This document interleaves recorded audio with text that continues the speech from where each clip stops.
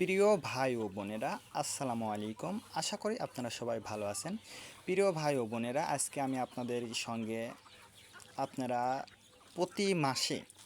প্রতি মাসে দেশি মুরগির খামার থেকে কি পরিমাণ আপনারা লাভ করতে পারবেন, আমি এই বিষয় নিয়ে আলোচনা করব। তো শুরুতেই বলবো, যদি আপনি আমাদের চ্যানেলে নতুন হয়ে থাকেন তাহলে অবশ্যই আমাদের চ্যানেলটা সাবস্ক্রাইব করবেন, আর যারা সাবস্ক্রাইব করেছেন তাদেরকে অসংখ্য ধন্যবাদ।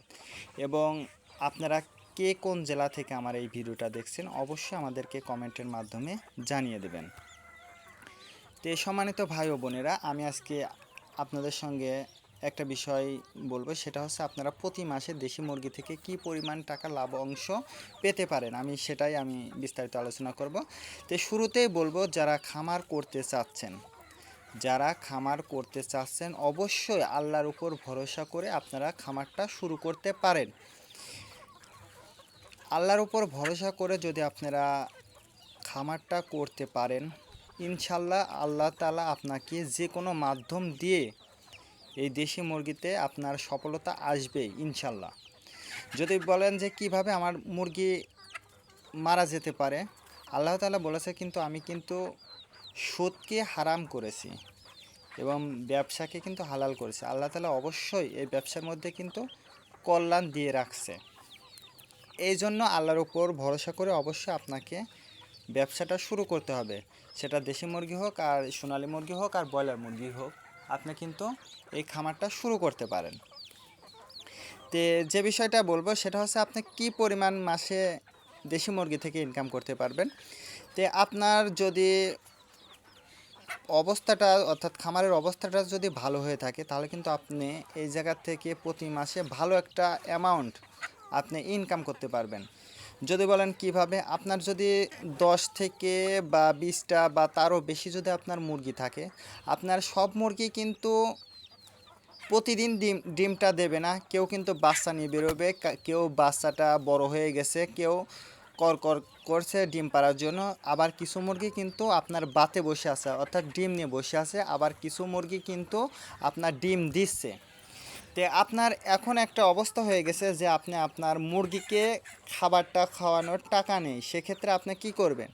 আপনি যদি আপনার 20টা বা তারও বেশি মুরগি থাকে, আপনার কিন্তু কমপক্ষে 5 থেকে 7টা মুরগি আপনি প্রতিদিন ডিম পাবেন। তো সেক্ষেত্রে আপনি কিন্তু ওই ডিমটা কিন্তু বিক্রি করে আপনি আপনার মুরগির খাবারটা কিন্তু আনতে পারছেন। এর মাঝেও আরেকটু কথা আছে। দেখুন আমার এই বাচ্চাগুলোকে আপনারা লক্ষ্য করুন, যে দেখুন একটা কিন্তু ছোট বাচ্চা, আবার দেখেন এদিকে বড় মুরগি, আবার বড় মুরগের বাচ্চাও আছে। তে আপনারা বলতে পারেন যে একদিনে কিন্তু খামার হয় না ভাই, আপনাকে 6 মাস একটা পরিশ্রম করতে হবে। যে কোনো ব্যবসার ক্ষেত্রে হোক, আপনাকে 6 মাস বা 1 বছর কিন্তু আপনাকে পরিশ্রম করতে হবে। সেই জায়গায় আপনাকে টাকাটা ইনভেস্ট করতেই হবে। তো আপনি যদি টাকাটা ইনভেস্ট করেন এবং এই মুরগির খামারে, অবশ্যই আপনি লাভবান হতে পারবেন। শুধু একটা 6 মাস আপনাকে একটু ওয়েট করতে হবে। আপনি যদি বলেন যে ভাই মুরগি তো অসুস্থ হয়ে মারা যেতে পারে, আমি এমনও দেখছি যে ভাই, যে আমার মুরগিগুলো, আমি শুনছি আর কি, যে আমার মুরগিগুলো আমার সব মারা গেছে, অনলি একটা মুরগি আছে। আমি এরকম গল্প শুনেছি আর কি। তে পরবর্তীতে ওই মানুষটার কথা শুনলাম যে পরবর্তীতে ওনার একটা মুরগি থেকে, অনলি একটা মুরগি থেকে আবার উনি পুনরায় আবার খামারটা দাঁড় করাতে পারছে। যদি বলেন যে কিভাবে এটা সম্ভব, ভাই সে যদি একটা মুরগির ডিম বসায়, কমপক্ষে সে 15টা বা তারও বেশি কিন্তু ডিম দিয়ে বসাইতে পারে।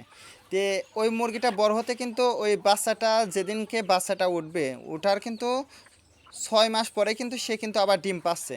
তো ওই জায়গা থেকে ও যদি 15টা ডিমও বসায়, যদি তার 5টা বাচ্চাও যদি মারা যায়, তাও কিন্তু তার 10টা মুরগি থাকতেছে। ওই জায়গা থেকে যদি ধরলাম মোরগ 3টা হয়েছে আর বাদ বাকি সব মুরগি হয়েছে, তাহলে কিন্তু আবার পুনরায় কিন্তু সে এই দেশি মুরগি থেকে কিন্তু ঘুরে দাঁড়ানো সম্ভব। কিন্তু আপনার ইচ্ছা শক্তিটা থাকতে হবে দৃঢ়, ইচ্ছা থাকতে হবে দৃঢ়, এবং আল্লাহ তাআলার উপর আপনাকে অবশ্যই তাওয়াক্কুল করতে হবে, ভরসা করতে হবে।